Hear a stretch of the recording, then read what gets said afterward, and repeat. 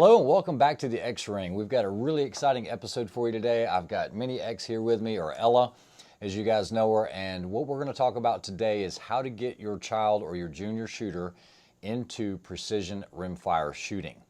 So Ella, you've been shooting for almost a year now. It's October will be another year, and what have you learned? What was the biggest thing? Is you actually had some good wins. Good wins, but some rough patches too. Yeah? Where did those rough patches come from? The very beginning, and probably the gun that I was using. It really varied. The learning experience, basically? Yeah, comes with everything. So guys, if you're going to get your child into precision rimfire shooting, or ELR, you know, the extreme long range shooting, there are some things you do need to know. And so what we're going to do is this is probably going to be a couple of series as far as the videos go, because it is a lot of information, but I want to put out the most comprehensive video out there that kind of goes through what you might learn works and what doesn't work and what's worked for Ella this year. You actually just won the High Lady. High Lady, yes. And she also won the High Junior series. This was a 5-match series put on by VOD Tactical by Chris Simmons, who's one of the best precision rimfire shooters in the nation, and he put on an awesome match. And it's not because she didn't have competition out there, because she did. She actually beat the big boys, even her dad and some other guys, quite a few times. So what we'll do is we'll talk about the gear, the equipment, and how you would get started. Stay tuned.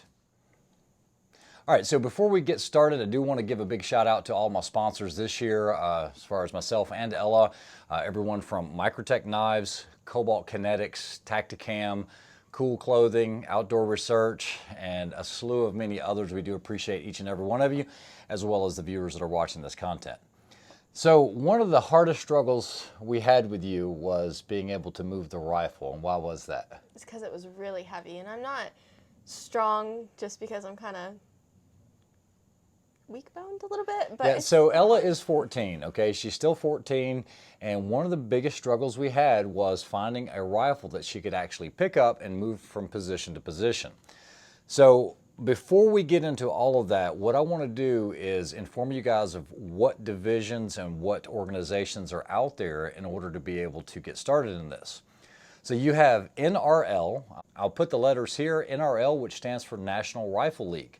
Now within NRL, you have two different, I'm not going to say divisions, but two different competitions. One is NRL 22, and NRL 22 is a great place to start and learn, but you're only going to be shooting out to 100 yards with these rimfires. The course of fire is set every month, so if you shoot this course of fire in North Carolina, that same course of fire will be going on that same month in, let's say, Arizona. So what you could do is actually compare with your friends that are in different states on how they did, because the courses are identical. But remember, once again, it's 100 yards and in. Now NRL also has NRL 22X. Now 22X means you're going to be shooting beyond 100 yards. You could shoot out to 500 yards. In most cases, it's going to be somewhere between 3 to 4 is your max, and it's typically only one stage that's a super long range stage like that, even with the rimfires. And those courses are set up by the individual match director before they host the match. So there will not be another one just like it anywhere else. You don't necessarily have to be a member of NRL to shoot one of those matches. It depends on whether or not you're going to try to accrue points and see how you do with everyone else and build a profile. The other organization is PRS, or Precision Rimfire Series, or Precision Rifle Series, which has a rimfire division. Now, as far as the rules, we'll get into that in just a minute, but PRS, Precision Rifle Series, has center fire, and then if you click on the tab, I'll show that right here, you can see there's a rimfire series. Under that rimfire series, what you're going to do is you're going to have essentially NRL 22X type courses, because it'll be out to, 400 to possibly 500 yards. But like I said, 400 is about the max. And then you'll shoot those courses of fire based on the match director. Now let's go back to NRL 22 and NRL 22X. Let's talk about divisions. So in NRL 22 and 22X, you have what they call base division. And base division is going to be a price limitation on rifle and optic. Nothing else matters. That price point has to be $1,050 or less, and that is MSRP. So in this case, this is a Bergara BXR. It's a semi-automatic. You might have picked it up for $450 on a deal, but if the MSRP is $699 by Bergara, and I don't know what it is on this, you have to add that plus the cost of the scope. You cannot change the stock out, and you cannot change the trigger or the barrel. The rifle has to remain the same, but what doesn't count towards that are bipods or mounts or anything like that. Just the scope alone is going to put you over that $1,050 price point, so you're out of base division. The next division is going to be open. Open is where this would fall in. Doesn't matter if it's a semi-automatic or a bolt, but it's that price point. So this would be an open division gun, but then you also have what they call young guns, which Ella had to shoot in. Now she shot this rifle, and even though this is an open rifle, she still qualifies under young guns because young guns don't have a restriction on what they can shoot. Then they have a ladies division. So as far as this rifle, what did you shoot for this season? Do you know all the parts and components on it? I shot the Voodoo, the V22. And guys, you don't have to start off with the Voodoo. I know a lot of you guys right now are saying, holy crud, that thing costs more than, a lot of centerfire rifles, and I get it. But she didn't start off with this, okay? She started off with things that were much smaller. There was a learning curve. Actually, our very first rifles were the Ruger RPRs. And so while that's a good one, in 22, there were some things we were wanting to do. So she's shooting an XLR JV NV Pro chassis. It is a Voodoo V22. She has the Thunder Beast bipod. Now you like this bipod over the Atlas. Why? It's really, really easy to move. For me, that was one of the biggest struggles I had when I was first starting. Yeah, so with her trying to hold the rifle, one of the things about the Thunder Beast is you can just flick it down kind of like a Harris. You're not having to press any buttons or anything to get it to deploy.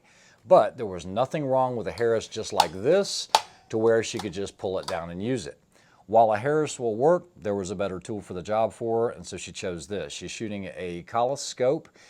This is the K525i. It does have the LRA level on it. Level is very important, especially for these longer range shots. And then also a data card that's attached to a spur mount. We'll talk about this a little later on, but what we want to talk about now is finish those divisions. So that's NRL 22 and 22X. In PRS rimfire, what you're going to have is production division, and production division is combination of rifle and optic, $1,500 MSRP. Now remember, you can't be changing out your barrels or your triggers, okay? It has to pretty much remain factory. So $1,500 price point for production, and then you have open division, but then you have junior, and then you also have ladies. Now, in junior division, unlike PRS centerfire, you're only eligible for that, and NRL 22 is 8 to 16 for young guns, but for PRS juniors, it's up until you're 16. So it's not 18 like it is for juniors on centerfire.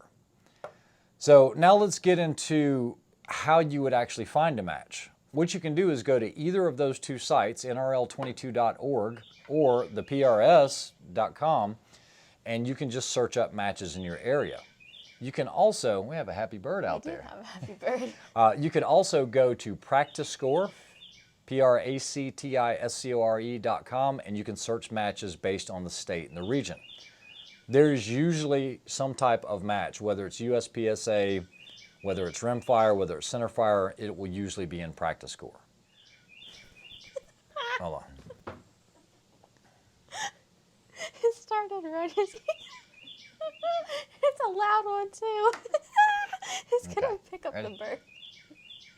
All right, so now that hold on, we've taken care of that pesky bird with the shotgun. I think he has a brother. Just kidding. So what we're gonna do is we're gonna continue even with the bird back there. So guys, this is a 1022 basically, okay? It is a modified 1022 from Bergara. And guys, you can go out there with whatever you have. It doesn't matter if it's an old, you can't go out with a tube fed because of safety restrictions, but it doesn't matter if it's a semi-automatic or whether it's a bolt gun. Typically, you're gonna see most people shooting a bolt action rifle of some sort. There is nothing wrong with a semi-automatic. I know you guys that shoot kids in Volquartsens, the first thing you're going to say is, mine, I'll shoot a bolt gun, and that's fine. Take it out there, have fun with it. It's the same division, it's the same class.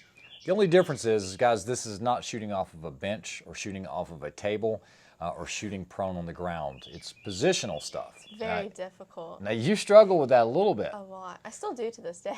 Yeah, we all do, because positional shooting means you might shoot off of a top of a wobbly 4x4, and then you're going to a cattle gate or the top of a tire, and you're having to use bags or things to help accommodate you being able to take those shots.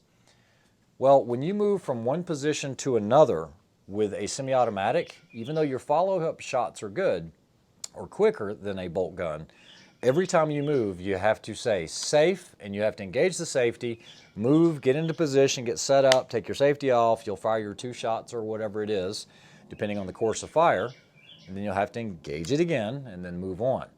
I typically don't see top finishers shooting semi-automatics. No dig on the BXR or anything, you just typically don't see it.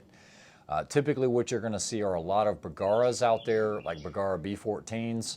The rimfire, you'll see a lot of Voodoos, you'll see a lot of Tikas, you'll see CZs like the 455 and the 457, and even Savages. And those are all great platforms to get your child started in. But they need to already have the basics or the fundamentals of marksmanship down and good gun safety. The beauty of it is, when we first started, I could give her coaching. Now, I'm not allowed to pull the trigger for her. I can't manipulate. I'm technically not supposed to touch the rifle at all. I think the first match I helped you dial on the scope.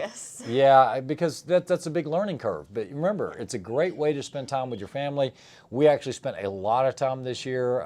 Myself, Ella, and my wife, we actually went to some trips together where we made the trip a destination when we shot the match. So what a great weekend to spend with your family. And let's face it, folks, with everyone attacking our Second Amendment rights, passing on the knowledge of shooting and gun safety and not demonizing it is a big thing with the younger generation. We have to pass that on. We're not going to live forever.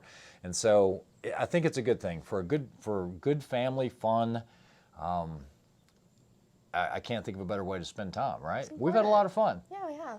I didn't want her to struggle with something that wouldn't fit properly. So on something like this, the problem is I don't have an adjustable cheek riser. So we were modifying little things here so that she could actually look through the scope without having to crane her head up here. They have much smaller stature, smaller face, smaller arms, and so length of pull matters, all of that matters. And while you can adjust it, remember, a junior shooter is much smaller than an adult. And so we did end up going with the XLR because we can move this based on how she's growing. And this year alone, we've actually moved this another 2 inches back. Because the last time you got on it, you were like, man, this is short. So as she is growing, we're able to adapt this to her. Like I said, there are tons of other chassis out there. I'm going to mention quite a few. You do have Masterpiece Arms, which makes a great chassis, the BA Hybrid. You have XLR. They do the 4.0. They do the Element. They do the JVMV Pro.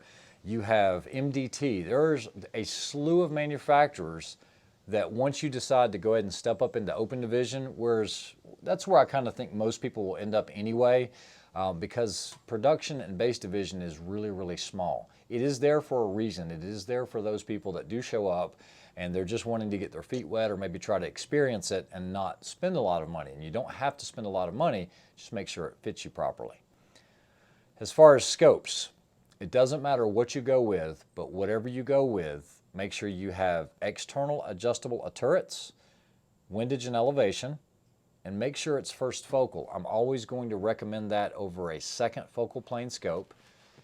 And it's going to help if you don't have a duplex reticle, but you have something that has hash marks in it, or stadia lines, if you will. MOAs, mils, doesn't matter. But I will tell you, the majority of shooters that are doing this game are shooting mils. And it's only because it's easier to talk from one person to another, you're 2 mils left or whatever. Now, coaching's not allowed unless you're a junior. So I could assist her with wind calls, or I could actually spot and see that, hey, she was 2 mils high or 2 mils low or half a mil low, and I can tell her to make that correction. So that's what you're typically going to see. If you don't know the difference between mils and MOA, I've got a video that you guys can check out. It kind of explains the differences. All right, guys, so this is another rifle. This is a Ruger 1022. It has a red dot on it.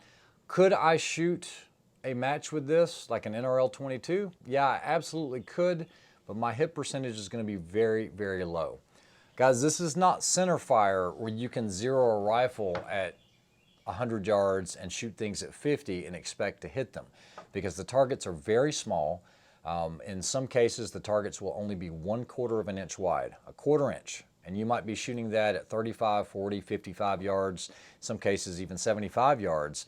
And trying to do that with a dot is going to be near impossible.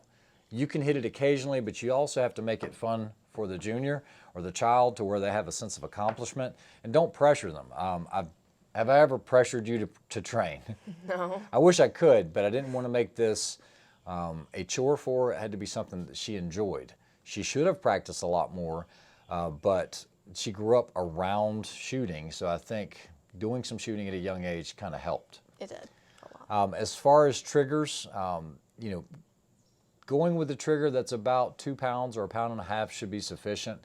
You can always dial it in, and as long as they're practicing good gun safe handling, they should be fine, okay? Can't do any movement with your finger on the trigger whatsoever. The bolt action also makes more sense, and we'll give you a demonstration of this in a minute, but if you're moving from, let's say, shooting off the back of a chair, and then you have to transition to a rail on a bolt gun, once you fire, you have to open the bolt, leave it open, and then you move to the next position. So we don't take those rifles and set them on top of hardwood like this. So we're going to talk about bags next. Stay tuned. A lot of you might be familiar with a squeeze bag or a rear bag, something that when you're shooting off of a bench you can put up there, maybe a sandbag or something like this. You're going to need more bags than that. You don't need to have this many bags. I'm trying to show you this so that you kind of understand through some of the mistakes that we made. And it is not the same as PRS as far as center fire. So PRS center fire, the #1 bag is the Schmedium Game Changer. The problem with this is she can't hold it. It's too heavy, okay? So this is about 5 pounds of sand in this. So now you have a young junior, young shooter that's trying to hold their rifle on the start line. All gear has to be in hand before you start. And now you're going to expect them to hold this 5-pound bag while trying to hold a 12 or 20-pound rifle in their right hand, and then it just doesn't work too well. So this doesn't work well for her. Did not work at all. So we tried something a little smaller. This is made by Armageddon Gear, and this was the small Game Changer. It does have a texture on it, and it is lighter, and it works well, but it didn't work as well as the Fortune Cookie. So this is by Armageddon Gear. This is by Armageddon Gear. They make it for Reeser Precision. I think he's the one that invented the Game Changer. But then you have another company called Wiebad, W-I-E-B-A-D. This is called the Fortune Cookie, and you can tell why, but this has a Get Light fill. That's the name of it. The bag was not inexpensive. It's about an $80 bag, but it weighs nothing. Maybe a pound, if that. Barely. And what you're looking for is something that will accommodate a multitude of different features. So they like chairs. You might shoot off of chairs a lot, or you're bracing off of a chair like this. You want something that will hug that feature and be able to stabilize the rifle, because you will probably be shooting from a kneeling position or a modified kneeling or some type of standing position. But if I had something like this big rail here, I could still do that. I have support. I could do it like this and cradle it if I wanted to. I wouldn't recommend that, but you could. So something like this is what worked well for her. They also have these things called pump pillows, which are like this. And the reason for this is if you're in a kneeling position, you don't want this arm floating out there without support.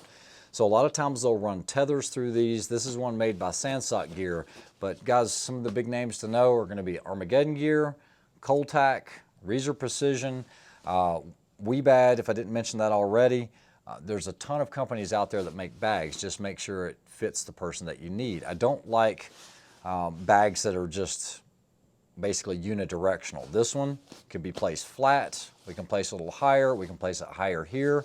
This one, same thing on this roll, but that's about all we're going to be able to do with that, okay? So on this would actually fill the void or pocket. Now this would be a little small for me if I needed support here, but for her it was perfect. So you have to think about that junior's needs. And you might say, well, this is overdoing it. You know, I don't need to spend this kind of money on bags and everything else. And that is entirely up to you. That has got to be a decision you make on how far you want to take it. Ella is extremely competitive, and I knew she wasn't happy unless she felt good about her performance, and she wasn't able to do that with like the Ruger RPR. Not that it's a bad rifle, but it just didn't fit her that well. Anything you want to add before we start talking about some other things? I really don't think so. What was the most fun event that you shot? I'd have to say this last match. Oh, the last one, because it was the finale? Because it was the finale. Yeah, so with this point series, what they did is they had a 5-series match, and your top 3 finishes would count for points. Then they have the finale, and then the finale counts for 1.5 times. And then they take all of that, add it up, and you actually won the series. But we've shot everywhere from Kentucky to Tennessee. No, Virginia. Virginia. Yeah, so we went all over, and it was, like I said, it was a really good time to spend with the family. So what we'll do is we'll go ahead and talk about plates and ARCA rails, and then I think I'll end this series, and then we'll pick up after this. All right, so before we end this video, let's talk about configurability with stocks and things like this. We've already told you it's going to be positional style shooting, and while having a bag under this for support is going to be great, I can't move my bipod. I can only take this off, and I can't change where the bipod is located. I can't change where the bag is located other than by moving it physically like this. So this does not have what we call an ARCA rail, A-R-C-A, ARCA Swiss rail. It is not something new. They've been using ARCA rails and ARCA Swiss rails in photography for a long time. But what they've done on a lot of these chassis is they have integrated an ARCA Swiss rail here. So if Ella needs to move her bipod closer to the mag well, she can actually unscrew, release, and go here. Now you might say, well, why would you need that so close? Well, think about it. If they give you a 55-gallon drum to shoot off of, kneeling is not going to work for her, because if she kneels, the drum is higher, much higher than she is. So what she can do is pull this bipod all the way here, and then what she'll have is this on the drum, and this, she could actually put a bag underneath it. So having the ability to be able to adjust your bipod fore and aft is huge, and an ARCA rail gives you that capability. The other thing is, if you need to take it off without unscrewing the whole thing, what can you do? She just loosens it, slides it off, and let's say it's a stage where she needs to have a plate. So guys, this is a plate. This is made by Area 419. They're also another great source. Big shout out to those guys. But this is a plate where you can change your bags out. Now this bag is very versatile. This is probably the #1 borrowed bag out of my stuff. And that's the one thing you'll find as well, especially when you get to the match.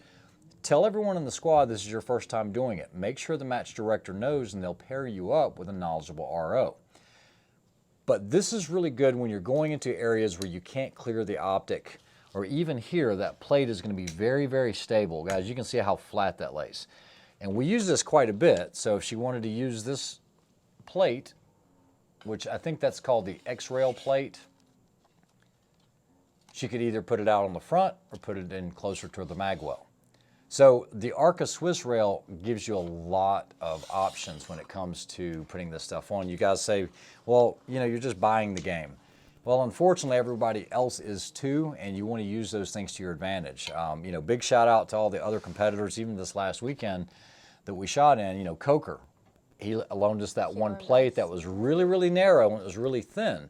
So people don't mind sharing or helping you out. This is another one by Coltac. I think it's called a Backbone, and you can change these bags out. So I'm not telling you have to spend a lot of money. I'm just showing you where you could take it and how you get involved with it. The biggest thing is, and these are big things to remember, folks, you can never ever insert a magazine, whether loaded or unloaded, into a rifle unless you're given the command by an RO or you're starting a stage. You're going to need a chamber safety flag. It does not need to be a fancy one like this. If you have one just like this, they usually give these away at a match. Even if you have a semi-automatic, all you have to do is open it, and you can just place this through here. Some places actually require you to put this in the actual chamber itself, like that. but you cannot handle a rifle with any type of magazine without a chamber safety indicator. So they're easy to get, easy to come by, but other than that, make sure you ask a lot of people a lot of questions. It will help quite a bit. What we'll get into in Series 2 is we'll talk about dope card holders, and we'll show you some actual positional stuff. I'm going to leave you with some video footage of Ella shooting the last match when she had won the series, and so you can kind of expect what you'll see if your junior is shooting. So Ella, thanks for helping out, and are you going to try to do it again next year? Of course. Okay then. Well, we'll see you on the next one. Thanks for joining in. Have a great week. I don't mind. Once you're for cat, you're going for the cat, not the hog. That way you don't light loads and try to push it. Big, 2 tenths. And they're cheap. I mean, it's old junk.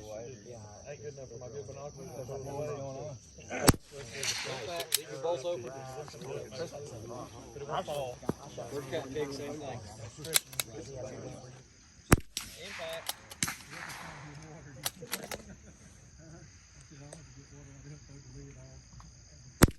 Bolt open. Got your angle. Go for the third target. Settle. Impact. I got something on the way, thanks. Appreciate it. Impact. Leave the bolt open. Dial 2-3. Get in a good solid prone position. We went up to South Dakota. Lay on the ground. First phase is 7. The next phase is 84. Further right, further right, further right. Easy up paper yourself, didn't it? Huh? Easy up paper. I had to throw it away. Paper high, just a little. Leave your bolt open. I got to keep it still. I got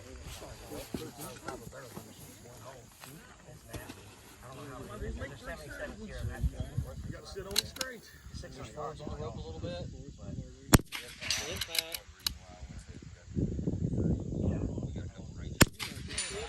Bolt open, move left. That's a spinner coming up. Don't forget to dial your dope. 1-3 on 1-3 on your dope. Or whatever's on your card. Oh, so it's an hour. It's an hour from Boone. Hold left edge. Oh, Boone's counting. Impact. Let it settle. Don't rush.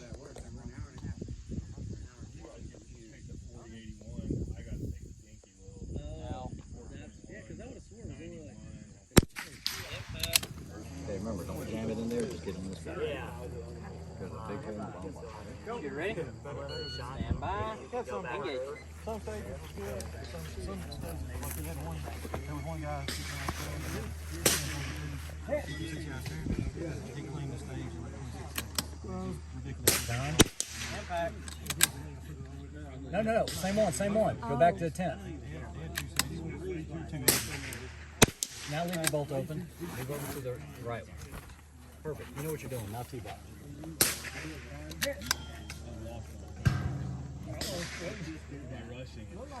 We lost it.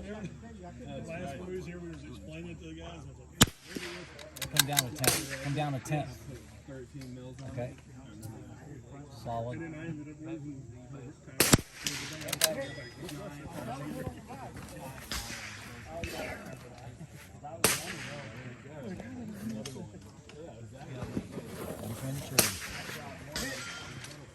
You have to drop down really low.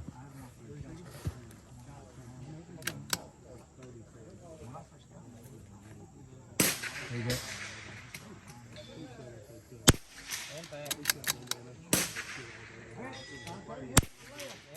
Engage.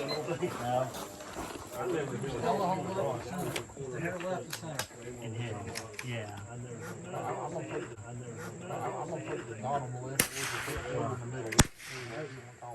Impact. Impact. If your magazine's in the way you slide back from turn your pillow, turn your bag over. I was making headshots. He has the right way.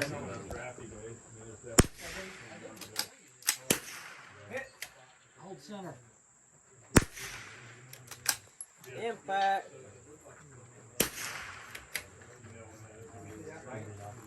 Right on that one. And, Yellow post. 10 seconds. 10 seconds, you gotta make it happen. Turn it back to 18.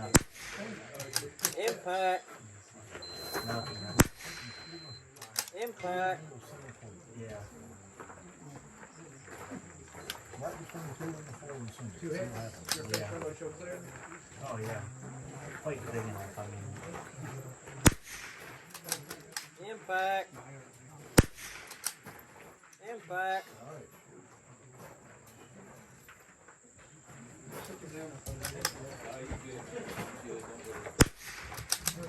Impact. Impact. Good.